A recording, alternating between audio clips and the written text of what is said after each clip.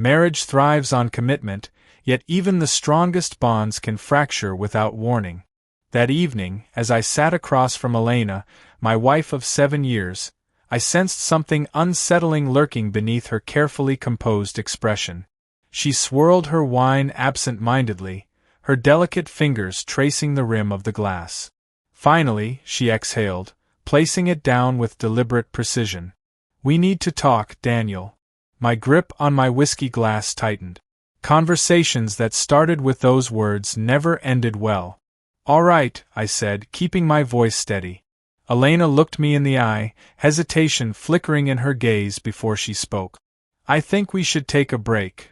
For a moment, my brain refused to process her words. A break? From what? From us?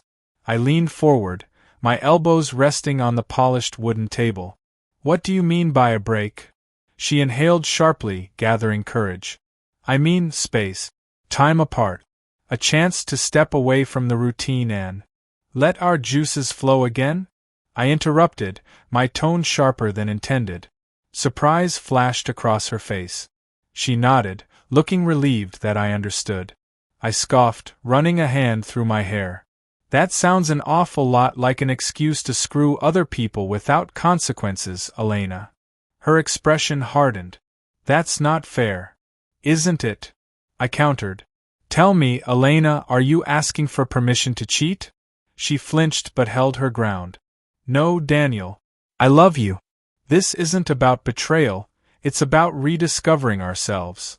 My laughter was hollow. Rediscovering ourselves? Through separation? She leaned closer, her voice softening. "Be honest. Don't you feel like we've lost something? The spark? The excitement?" I didn't answer immediately.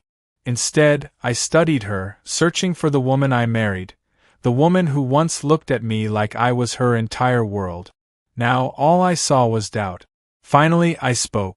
"You're right, things have changed. But marriages go through phases. You don't fix them by running away." She sighed, reaching for my hand, but I pulled back. "This isn't running away," she insisted. "It's a reset. A chance to breathe."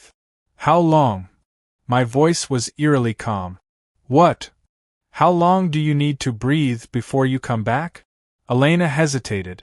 "A few weeks. Maybe a month." I laughed bitterly. "And in that time, what happens? We pretend we're single? Do we date? Do we sleep with other people?" She didn't answer. That silence spoke volumes. I stood, knocking back the last of my whiskey. "You've already made up your mind, haven't you?" "Daniel." "Save it," I snapped. "You don't want a break, Elena. You want a free pass." She looked hurt, but I didn't care. A storm raged inside me, but I refused to let her see me break. That night, I lay beside her in bed, listening to the sound of her breathing. She slept peacefully while my world unraveled.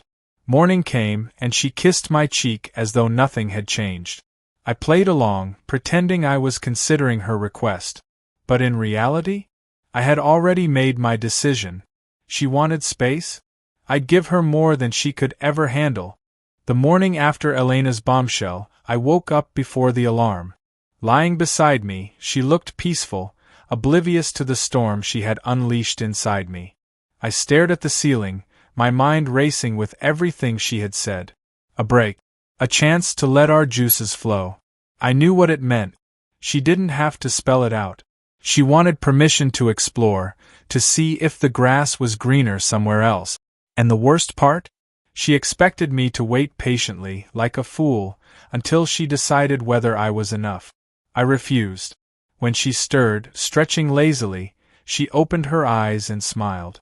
"Morning," she murmured, her fingers grazing my chest. "Morning," I replied, voice devoid of emotion. "Are you mad?" she asked, tilting her head. I forced a chuckle. "No. Just thinking." Her eyes searched mine. "About what?" I sat up, stretching. "About what you said. A break might be what we need." Her expression brightened. "Really?" I nodded, forcing a smile. "You're right. Maybe stepping back will help us see things clearly." She exhaled, relieved.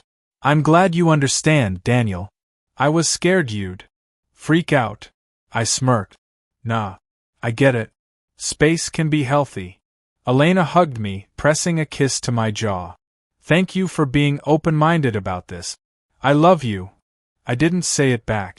Instead, I spent the day making preparations. I called in to work, took a few weeks off, and withdrew a substantial amount of cash. No paper trails. No explanations. That evening, Elena packed a small suitcase. I'll stay at a hotel for now, she said, avoiding my gaze. I nodded, acting indifferent. Do what you need to do. She hesitated. Will you be okay? I smiled. Of course. You should go before traffic gets bad. She leaned in for a goodbye kiss, but I turned my head, letting her lips brush my cheek instead. She lingered for a moment, then grabbed her bag and left. As soon as I heard the door shut, I sprang into action. Phone off. Social media accounts deactivated. Laptop unplugged. By the time night fell, I was gone. No notes. No explanations. No clues. If she wanted space, I'd give her something even better. Absence. Let her wonder. Let her second-guess everything. Let her feel what it was like to be abandoned. You said. A month passed. I stayed hidden, indulging in my newfound freedom.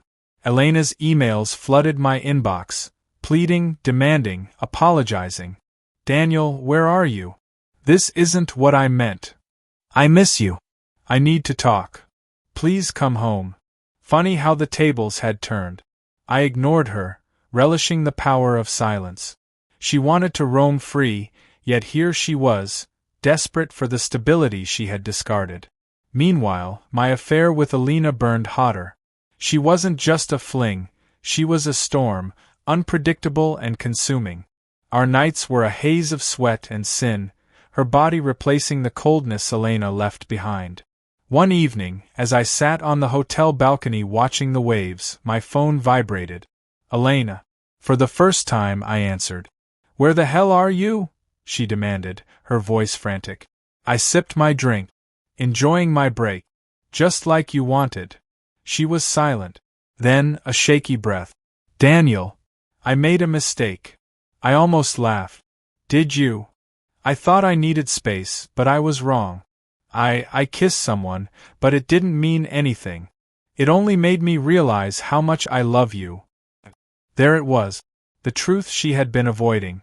You kissed someone? I echoed, my voice devoid of emotion. She sniffled. Yes, but it stopped there. I swear. How convenient, I muttered. I don't want to lose you, she whispered. Please, just come back and we can fix this. I swirled the amber liquid in my glass, contemplating my next words. Elena, I didn't kiss someone. She exhaled in relief. Oh, thank God we can. Ked someone. I interrupted. Silence. She gasped, but I continued. Multiple times. And guess what? It meant something. Her sobs were barely contained. You wouldn't. But I did. You took the first step toward breaking us, and I decided to finish the job.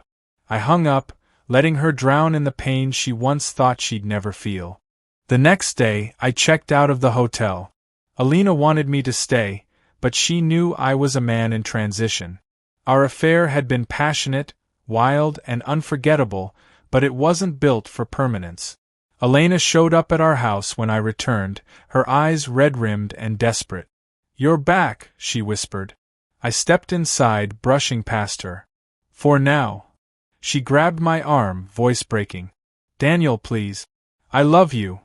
I met her gaze, searching for the woman I once adored. You don't love me, Elena. You love control. Tears slipped down her cheeks. No. I made a mistake. I thought I needed freedom, but I just needed you. I should have felt something. Pity, anger, regret. But all I felt was exhaustion. Love isn't a game, I said. You put me on hold while you explored your options. Now that I'm not waiting, you suddenly remember your vows. She dropped to her knees, sobbing. I'll do anything, Daniel. Just don't leave me. I exhaled, rubbing my temples. If you had been honest from the start, we wouldn't be here. She clutched my hands. Then let's start over. I stared at her, debating my next move. I had two choices: return to a broken marriage or walk away and embrace the unknown. One led to safety, familiarity. The other led to freedom. And for the first time, I knew exactly what I wanted.